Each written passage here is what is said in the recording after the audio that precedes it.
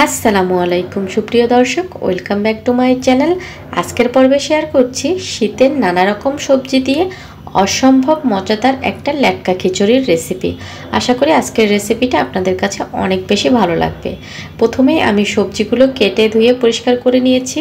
এখানে আমি মূলা, গাজর, তারপরে হচ্ছে পালং শাক, আলু, সিম, বাঁধাকপি, তারপরে ওলকপি এবং ফুলকপি, মানে বিভিন্ন রকমের সবজি কেটে ছোট ছোট টুকরো করে নিয়েছি। তবে আপনারা বাঁধাকপি আর ওলকপি এই দুইটা অবশ্যই দেওয়ার চেষ্টা করবেন, সেক্ষেত্রে লেটকা খিচুড়ির টেস্ট কিন্তু অনেক বেশি ভালো আসে।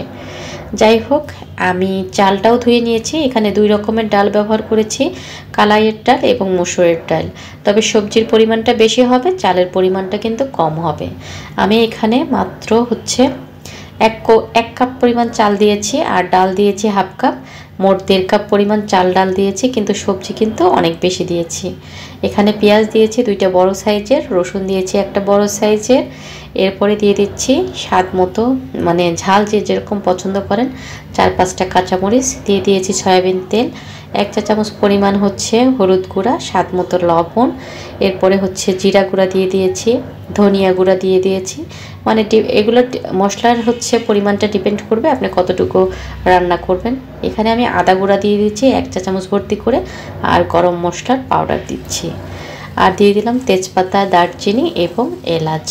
তবে আদা বাটাটা আপনারা ব্যবহার করতে পারবেন, আমার আদা গুঁড়োটা ছিল, এর জন্য আমি গুঁড়োটাই ব্যবহার করলাম। এখন সব কিছু খুব ভালো করে হাত দিয়ে এভাবে মেখে নিতে হবে, বেশ ভালো করে এভাবে কষলে চাল সবজি সব কিছু এভাবে মেখে নিয়ে এরপরে বেশি করে পানি দিয়ে খিচুড়িটাকে বসিয়ে দিতে হবে। প্রথম অবস্থায় জালটা আপনারা হাই হিটে রাখবেন, মানে যখন এই খিচুড়ির মধ্যে ভালো করে বলক চলে আসবে, তখন এটাকে ঢাকনা দিয়ে ঢেকে অল্প জালে রেখে দিতে হবে, যাতে ধীরে ধীরে চাল এবং ডাল খুব ভালো করে সেদ্ধ হয়ে যায়।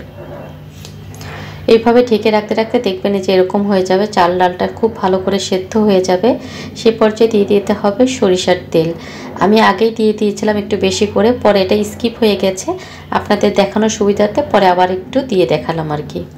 এরপরে সমস্ত খিচুড়িটাকে আমি ডাল ঘুটনি দিয়ে খুব ভালো করে এভাবে ঘুটে দিচ্ছি, যাতে খেতে খুব ভালো লাগে। এই খিচুড়িটা ছোট বড় সবাই অনেক বেশি পছন্দ করে আর কি। আমাদের বাসায় একটা 1 বছরের সদস্য আছে, সেও কিন্তু এই সবজি খিচুড়িটা খেতে অনেক বেশি পছন্দ করে।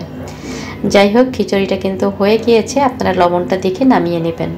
আজকের এই সবজি খিচুড়ির রেসিপিটা যদি ভালো লাগে তাহলে অবশ্যই আমার চ্যানেলটা সাবস্ক্রাইব করবেন, বেশি বেশি লাইক, কমেন্টস এবং শেয়ার করবেন।